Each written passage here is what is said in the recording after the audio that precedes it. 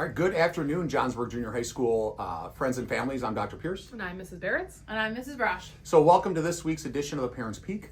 Sorry we did not get one out last week. It's with MAP testing, it's kind of been a little crazy, so we do apologize. So hopefully everyone's doing well. Hopefully everyone's being warm. It's been interesting. So Mrs. Brosh, do you want to kind of kick us off with some SEL? Yeah, so a couple weeks ago for SEL, we created goals for the new year. We're doing like a goal setting unit. It's one of our Illinois state standards.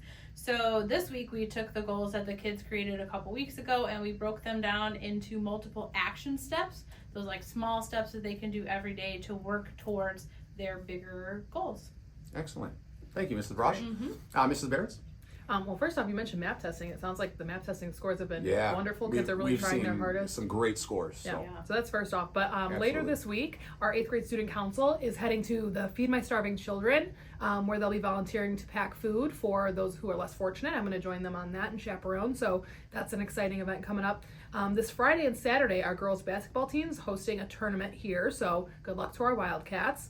And then Saturday, our JEPF is going to be hosting the winter tasting event, and there are still tickets available. They were recently discounted at just $30 a ticket, and there's a lot of great food and drink and just a nice time. It'll be my first time going, but you've said it's a great event. I've been there the last couple times and it's phenomenal. So hopefully we see many of you there. Yeah, and just lastly, we're continuing our attendance initiative, and Dr. Pierce once a week pulls a raffle. We call it the Glad You Were Here raffle, and so we've had a lot of students to celebrate, great attendance for, and we're just continuing to celebrate students who show up, obviously when they're feeling well, but it's so important that they're here and contributing and learning. Excellent. Thank you, Mrs. Barretts. So a couple things, like we mentioned, MAP testing, we're finishing that up, but we are seeing some great scores, so congratulations to our students. We do have IAR testing coming up right around the corner, so hopefully we see the success in MAP translate over to IAR as well. So we're very proud of our students and staff for putting that all together. Also, we had our first e-learning day on Friday. Hopefully it went well. We've heard some positives, we heard some negatives. So hopefully we're not in that situation where we need to do that again, but it was, dangerously cold. And, hopefully, like I said, everyone was at home safe and warm. And, I thought it went off okay, the e-learning. There's definitely some hiccups that we'll work on for the next time. But if you have any feedback that you want to share, please reach out and let us know, because, you guys were the ones that are at home, doing that. So thank you for that. Also, we have our next PAC meeting, which is the Parent Advisory Council.